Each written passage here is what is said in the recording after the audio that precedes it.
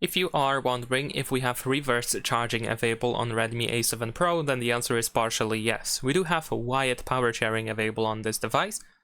However, the wireless power sharing option is not available. So if you want to charge other devices, you have to use a USB cable that fits both your Redmi A7 Pro and another device. And that other device can be pretty much anything that can be charged via USB cable. So this can be a smartphone, Bluetooth device, and so on.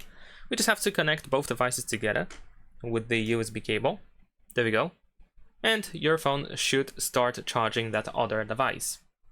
However, there is also an option that your phone is going to be charged instead of charging, especially if you connect it to another smartphone.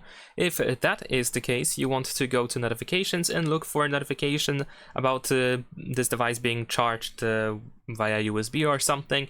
You want to tap on that notification, and then you want to make sure that you have the reverse charging option enabled. That is pretty much it. Leave a like and subscribe.